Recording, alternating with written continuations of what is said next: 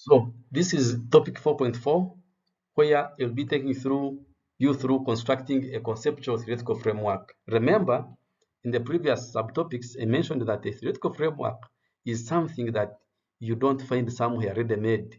It is something that you construct.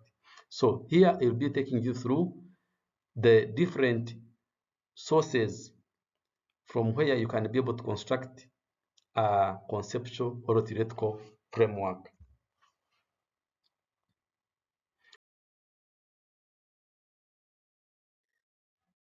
So to begin with, you must be able to locate a suitable conceptual or theoretical framework for a study. And you can be able to simply describe a number of disconnected theories which are relevant to your research. So when you identify such theories and you describe them, they may be disconnected, but that is the starting point of locating a suitable conceptual or theoretical framework.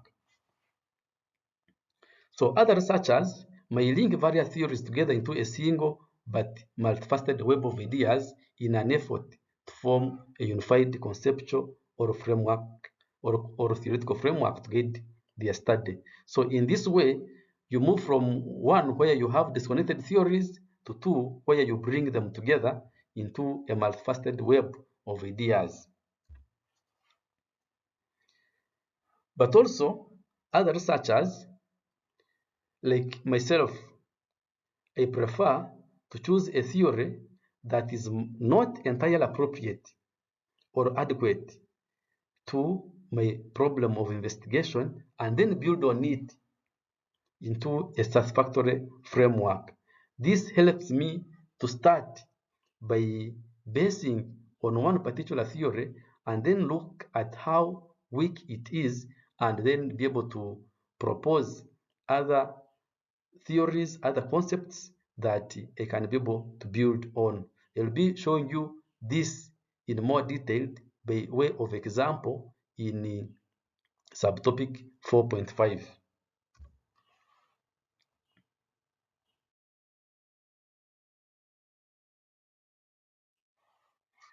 So I continue with the different sources of constructing a conceptual framework. One of them is your own experiential knowledge. This, in the subsequent slides, you'll be able to explain what it is. The second source is existing theory. Also, this I'll be explaining in the subsequent slides how you can be able to use existing theory as a source of your conceptual or theoretical framework. And then number 3 is your pilot and exploratory research. This is also another important source that we'll be explaining in the subsequent slides. And then thought experiment or thought experiments also as sources of the conceptual or theoretical frameworks that I'll also be explaining in the subsequent slides.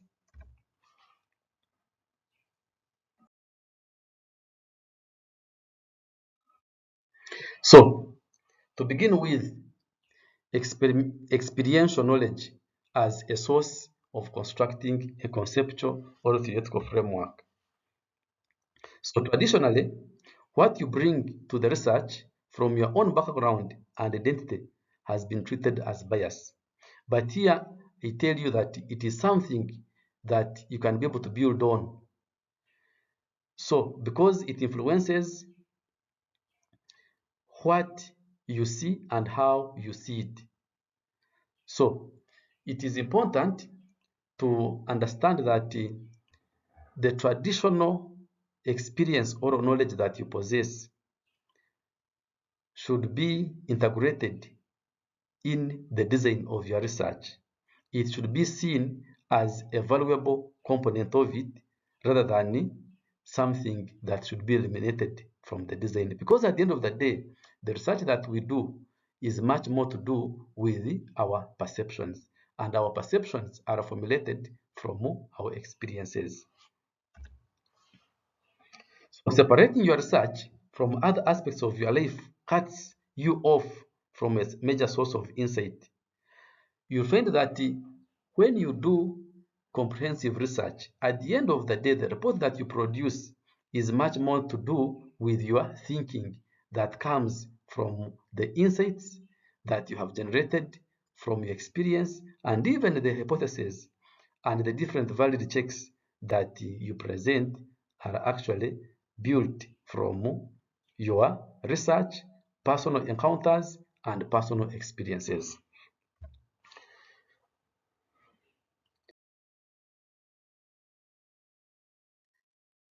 Briefly, this is an example of how one researcher used her personal experience to refocus her research problem. This story is about a researcher who had spent countless hours in the library reading the literature on women's practice of breast self-examination. This researcher was a woman. So the different articles that she read consisted of some research studies, some editorials in major medical journals, and some essays.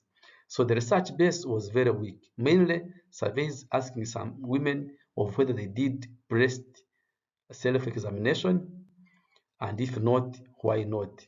So the groups often were not large or representative, she found. So the questions for and the format varied tremendously from study to study, meaning that there was no any unified methodology across all the studies that she was reading. So that most women did not do it was clear, having been found repeatedly in the different studies. Why they did not do it was not clear at all. It was developing a long list of possible reasons women did not do it, meaning by it, breast self-examination. So they seem to fall into three categories. Women were ignorant of how or why to do breast self-examination. Women were too modest to touch themselves, and women were too fearful of what they could find. So the reasons all seemed quite plausible, but somehow they were not satisfactory. So the question kept on repeating itself to this researcher. Why don't women do breast self-examination? Then this researcher asked the question to herself, why don't I do breast self-examination? So by asking this question, of course, it started now putting that particular researcher experience into the research. So she knew none of the reasons explained her behavior. So meaning that those reasons that were already identified in the literature did not explain her behavior. Then she changed the question, what would get her to do it? So it occurred to her that a friend called each month and asked if she had done it. Then she would do it, either in the anticipation of the call or immediately after. So changing the question to a positive one completely changed the way she was thinking about the problem. So what would encourage women to do breast self-examination? So the new question opened a range of possibilities by putting breast self-examination in the context of the behavior, and modification offered a variety of testable techniques for changing the behavior. So in that way, by this example, I show you that the researcher can be able to bring in herself personal experience into the research. And by the way, breast self-examination for ladies is recommended because it is one way of detecting, for example, if there is any breast cancer that is emerging. So for the researcher, being able to integrate uh, herself, her experience as a female research, a woman research in this type of research was able to be able to draw from her experience, her practices, and also her knowledge and beliefs into the research.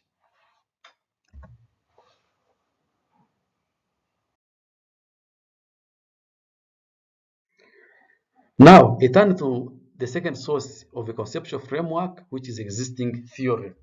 And by existing theory, according to Licopti and Priestley, 1993, theorizing is simply the cognitive process of discovering or manipulating abstract categories and the relationship among these categories. So this definition emphasizes cognitive process, as I had earlier pointed out that through a conceptual or theoretical framework, you engage your cognitive power. So meaning that given that the cognitive power is individual, it is personal. Therefore, you must be able to engage it to come up with something that is personal to you in the form of a conceptual or a theoretical framework, because that is what uh, is guiding you uniquely to look at your research. Of course, we see that the simplest form of theory consists of two concepts joined by a proposed relationship. So that is where we have what we call the variables in research, the independent and the dependent variables, for example. So such a theory in the simplest form can be as general as positive reinforcement leads to continuation of the reinforced behavior, or as specific as an asteroid impact caused the extinction of the dinosaurs. So these two examples show one is a general theory and another one much more specific. So for students that are undertaking research for purposes of academic award, it is important always to focus on a specific theory which shows the relationship that exists among the variables, rather than thinking about a general theory. Because when you think generally in terms of the relationships, it becomes very hard for you to conduct a study within the constraints of time and resources to be able to prove that relationship. For example, if we are talking about positive reinforcement leads to continuation of the enforced behavior, that requires to study longitudinally over a period of time to be able to even study the positive reinforcement, probably even be able to cause it, and then continue monitoring the changes in the reinforced behavior. Also, the important point to mention here is what makes a theory is that it links the two concepts. So in your conceptual theoretical framework, it is important for you to be able to come up with the linking of the concepts. And when you link those concepts, you should be able to explain the relationship. And that is what starts to make sense of a conceptual or a theoretical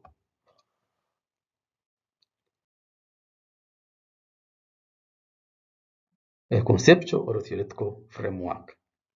Now, I turn to the existing theory again.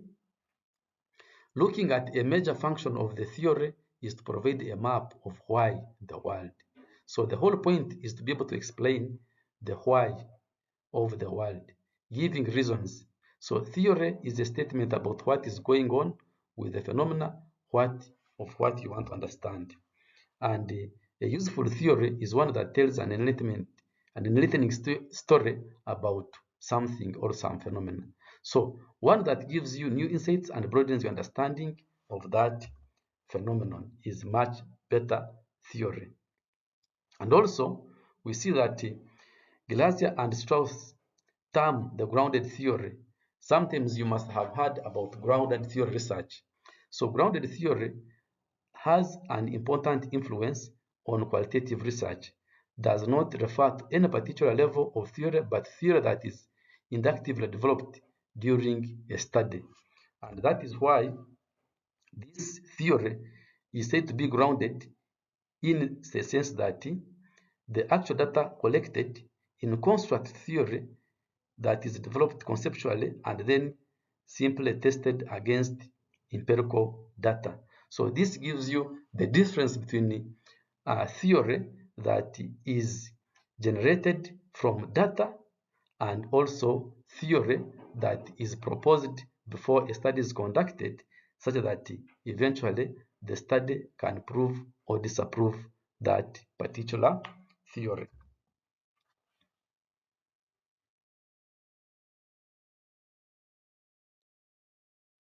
Then also we see the conceptual theoretical framework use of research.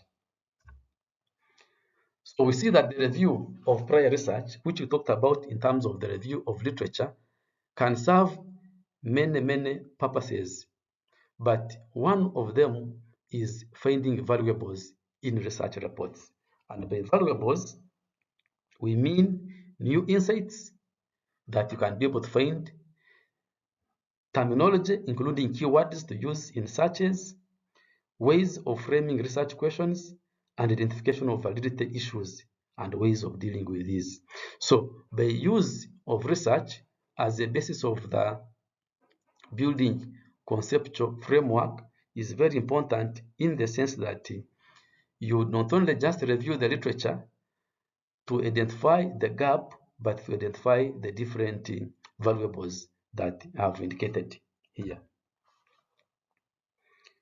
So students often overlook such information in the literature review and end up not being able to design an appropriate research that is informed by insights, terminologies, and validity issues.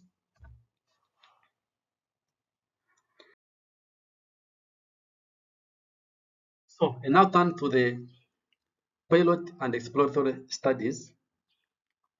So these as sources of frameworks serve same function as prior research, but they can be focused more precisely on your own concerns and theories.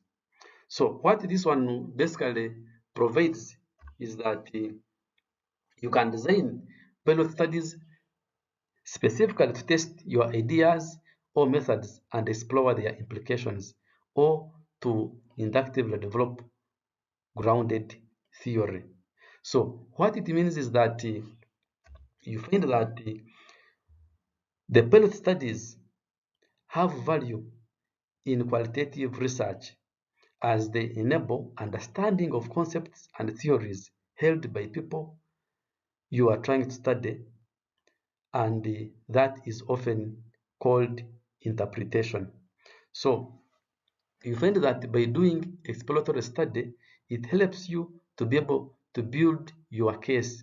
It helps you to be able to think through things that are real life.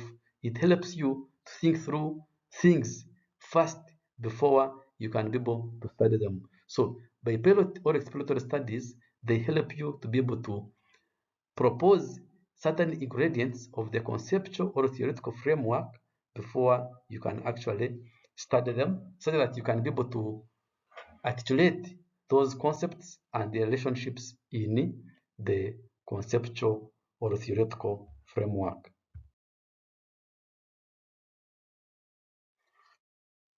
So to continue with the pilot and exploratory studies, we see that through them, you provide understanding and meaning of a phenomena and events. So have people who are involved in them and perspectives that inform their actions. So the meanings and perspectives are not theoretical or abstractions, they are real. So through these pilot and exploratory studies, you'll be able to make reference to real issues of people's behavior, though not as directly visible. So people's ideas, meanings, and values are essential parts of the situations and activities you study. So you can be able to do the pilot and exploratory study so that you can be able to pin down those specific things, ideas, meanings, symbols, values that people hold that you like to study. So if these are not understood, the theories about what's going on will often be incomplete or mistaken. So that's why you do a pilot or exploratory study to be able to understand the actual things in the context in which you are conducting your study. And then when you do this, it serves as a building block for your conceptual or theoretical framework.